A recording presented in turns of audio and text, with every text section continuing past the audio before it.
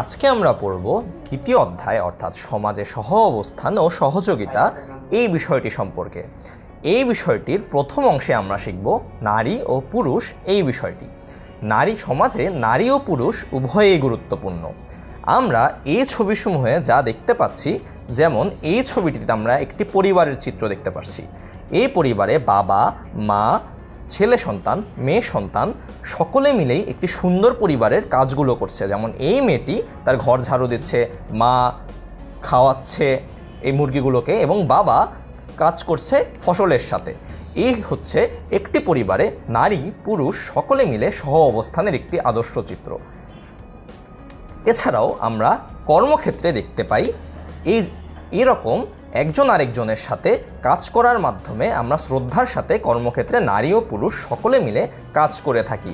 এই ছবিটিতে একজন পুরুষ এবং দুজন নারীকে আমরা কর্মক্ষেত্রে কাজ করতে দেখতে পাচ্ছি। যেমন তোমরা সকলেই যখন সকালে স্কুলে যাও, অনেকেই হয়তো দেখেছো যে আমরা ছেলেরা মেয়েরা সকলে একসাথে বিদ্যালয়ে যাই এবং অনেক সময়ই আমরা একসাথেও ক্লাসরুমে পড়াশোনা করি এবং এই বিষয়গুলোর মাধ্যমে আমরা ছেলে মেয়ে সকলে পরস্পরের প্রতি শ্রদ্ধাশীল হতে শিখি। এছাড়াও আমাদের সমাজের যখন গুরুত্বপূর্ণ সিদ্ধান্ত নেওয়া হয়, যেমন এই ছবিটিতে আমরা একটি মজলিস অর্থাৎ গ্রামের সিদ্ধান্ত নেওয়ার সভা দেখতে পাচ্ছি, সেখানে কিন্তু আমরা নারী ও পুরুষ উভয়েরই সমান অংশগ্রহণ দেখতে পাচ্ছি এবং সিদ্ধান্ত গ্রহণের ক্ষেত্রে উভয়ই গুরুত্বপূর্ণ ভূমিকা রাখেন। তোমরা যখন তোমাদের পরিবারের গুরুত্বপূর্ণ সিদ্ধান্ত নিতে দেখো, তখন হয়তো দেখবে তোমাদের মা এবং তোমাদের বাবা উভয়ই সমান মতামত রাখেন এবং সেই মতামতের ভিত্তিতে একটি সিদ্ধান্ত নেওয়া হয়। ঠিক সেরকমটি আমরা আমাদের সমাজের বিভিন্ন স্থানে ঠিক এই ছবিটির মতো দেখে থাকি। এছাড়াও আমাদের যারা শ্রমজীবী মানুষরা রয়েছেন, যেরকম আমরা ছবিতে একটি গার্মেন্টসের চিত্র দেখতে পাচ্ছি, এইখানে কিন্তু নারী শ্রমিক এবং পুরুষ শ্রমিক উভয়ে মিলে কাজ করছেন এবং তাদের সম্মিলিত শ্রমে আমাদের দেশের অগ্রগতি হচ্ছে। অর্থাৎ এই সবগুলো ছবি থেকে আমরা এটা শিক্ষা নিতে পারি, আমাদের সমাজে নারী এবং পুরুষ উভয়ই একসাথে সমান শ্রম দিয়ে এবং উভয়ই একসাথে কাজগুলো করে থাকে, যেগুলো আমরা প্রত্যহ করি। এরপরে আমরা আসব আমাদের সামাজিক বিষয়ে। আমাদের সমাজে সহযোগিতার কিছু চিত্র আমরা দেখি। এই চিত্রগুলোতে আমরা দেখতে পাচ্ছি সমাজে নারী পুরুষ উভয়ে একে অন্যের সহযোগিতার মাধ্যমে আমাদের সমাজ দিন দিন বেড়ে উঠছে।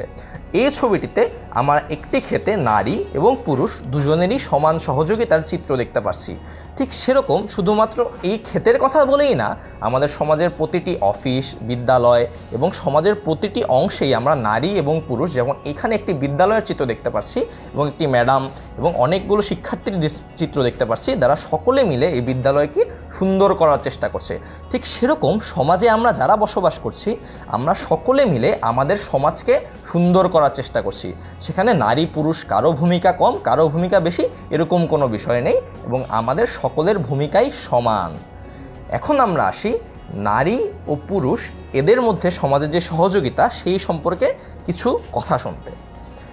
আমাদের পরিবারে আমরা সবাই মিলেমিশে শান্তিতে বসবাস করি। মা বাবা ও ভাই বোন নিয়ে আমাদের পরিবার। কোনো কোনো পরিবারে দাদা দাদি অন্যান্য আত্মীয় পরিজন থাকেন। আমরা যেমন আমাদের মা বাবাকে শ্রদ্ধা করি, তেমনি আমাদের পিতামাতাও আমাদেরকে শ্রদ্ধা করেন এবং ভালোবাসেন এবং সেই ভালোবাসার জন্যই আজকে আমরা এত বড় হয়ে উঠতে পেরেছি।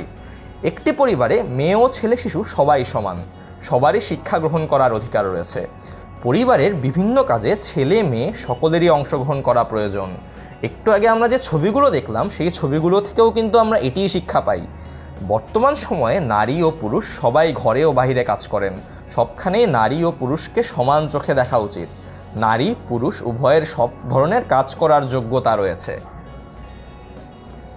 এই সব বিষয় থেকে আমরা যেটি বুঝতে পারি সেটি হচ্ছে, আমাদের সমাজে এবং আমাদের পরিবার উভয় স্থানেই আমরা নারী ও পুরুষ সকলে মিলেমিশে বসবাস করি এবং সকল অধিকারেই দুজনেরই সমান ভাগ রয়েছে এবং নারী পুরুষকে দুজনেরই সমানভাবে দেখা উচিত এবং সমান চোখেই সমাজের সকলকে আমাদের দেখা উচিত এবং একজন পুরুষের যে সকল কাজ করার যোগ্যতা রয়েছে, একজন নারীরও সেই সকল কাজ করারই যোগ্যতা রয়েছে।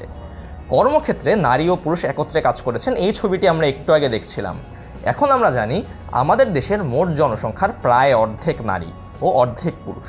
দেশের উন্নয়নে নারী ও পুরুষের সমান অবদান রয়েছে, ঠিক যেমন আমরা একটু আগে বলছিলাম। কাজেই নারী ও পুরুষের মাঝে কোনো বৈষম্য করা উচিত নয়।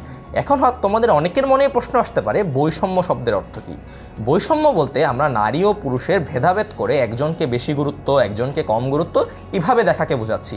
আমাদের মোটেই এমনটি করা উচিত নয়। কর্মক্ষেত্রে নারী ও পুরুষ এবং যে কোনো ক্ষেত্রে নারী ও পুরুষ উভয়েরই সমান সুযোগ এবং সমান কাজ করার ক্ষমতা রয়েছে। এখন আমরা একটি বিষয় আলোচনা করতে পারি। আমরা একটি বিষয় লিখে ফেলবো খাতা কলমে। এই ছকটি তোমরা যেরকম দেখছো ঠিক সেরকম ছক একটি তোমাদের খাতায় তৈরি করে ফেলো এবং সেই কয়েকটি কাজের নাম লেখো যে কাজগুলো তোমরা সমাজে পুরুষদের করতে দেখো। কিছু কাজ দেখো নারী ও পুরুষ উভয়ই করছেন এবং কিছু কাজ দেখো শুধুমাত্র নারীরাই বেশি করছেন। যেই কাজগুলো যাদেরকে বেশি করতে দেখো তুমি, সেই বক্সের নিচে তাদের নামগুলো লিখে ফেলো। আমরা খুব তাড়াতাড়ি এই কাজটি করে ফেলি এবং লাগলে ভিডিওটি পজ করে নাও।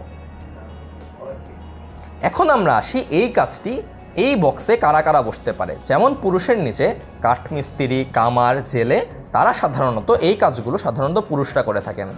নারী ও পুরুষ শিক্ষকতা, ডাক্তার, ব্যাংকার, এই কাজগুলোতে আমরা নারী ও পুরুষের সমান অংশগ্রহণ সাধারণত দেখি এবং নারীদের ক্ষেত্রে নার্স, গৃহকর্মী এই সকল কাজগুলোতে নারীদের অংশগ্রহণ দেখি। কিন্তু প্রত্যেকটি কাজ করার যোগ্যতা কিন্তু সকলের রয়েছে।